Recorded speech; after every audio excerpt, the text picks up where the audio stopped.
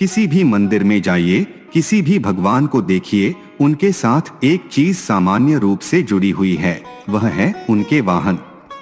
लगभग सभी भगवान के वाहन पशुओं को ही माना गया है। शिव के नंदी से लेकर दुर्गा के शेर तक और विष्णु के गरुड़ से लेकर इंद्र के ऐरावत हाथी तक, लगभग सारे देवी देवता पशुओं पर ही सवार हैं। आखिर क्यों सर्वशक्तिमान भगवानों को पशुओं की सवारी की आवश्यकता पड़ी, जबकि वे तो अपनी दिव्य शक्तियों से पल भर में कहीं भी आ जा सकते हैं? क्यों हर भगवान के साथ कोई पशु जुड़ा हुआ है?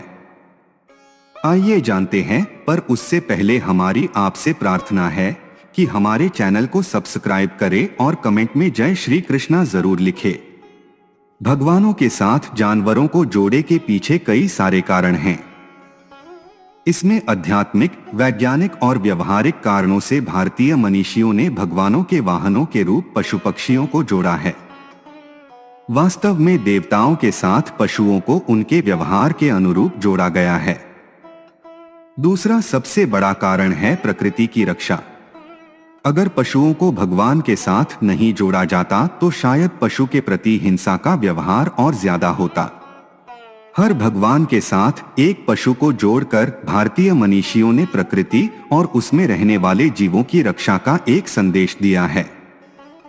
हर पशु किसी न किसी भगवान का प्रतिनिधि है, उनका वाहन है, इसलिए इनकी हिंसा नहीं करनी चाहिए।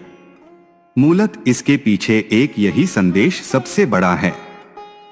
भगवानों ने अपनी सवारी बहुत ही विशेष रूप से चुनी, यहां तक कि उनके वाहन उनकी चारित्रिक विशेषताओं को भी बताते हैं। भगवान गणेश और मूषक। गणेश जी का वाहन है मूषक। मूषक शब्द संस्कृत के मूष से बना है, जिसका अर्थ है लूटना या चुराना। सांकेतिक रूप से मनुष्य का दिमाग मूषक, चुराने वाले यानी चूहे जैसा ही होता है। यह स्वार्थ भाव से गिरा होता है। गणेश जी का चूहे पर बैठना इस बात का संकेत है कि उन्होंने स्वार्थ पर विजय पाई है और जन कल्याण के भाव को अपने भीतर जागृत किया है। शिव और नंदी। जैसे शिव भोले भाले, सीधे चलने वाले लेकिन कभी कभी भयंकर क्रोध करने वाले देवता हैं, तो उनका वाहन है नंदी बैल। संकेतों की भाषा में बैल शक्ति, आस्था व भरोसे का प्रतीक होता है। इसके अतिरिक्त भगवान के शिव का चरित्र मोह माया और भौतिक इच्छाओं से परे रहने वाला बताया गया है। सांकेतिक भाषा में बैल यानी नंदी इन विशेषताओं को पूरी तरह चरितार्थ करते हैं, इसलिए शिव का वाहन नंदी है। कार्तिकेय और मयूर। कार्तिकेय का वाहन है मयूर। एक कथा के अनुसार यह वाहन उनको भगवान विष्णु से भेंट में मिला था। भगवान विष्णु ने कार्तिकेय की साधक क्षमताओं को देखकर उन्हें यह वाहन दिया था, जिसका सांकेतिक अर्थ था कि अपने चंचल मन रूपी मयूर को कार्तिकेय ने साध लिया है। वहीं एक अन्य कथा में इसे दंभ के नाशक के तौर पर कार्तिकेय के साथ बताया गया है।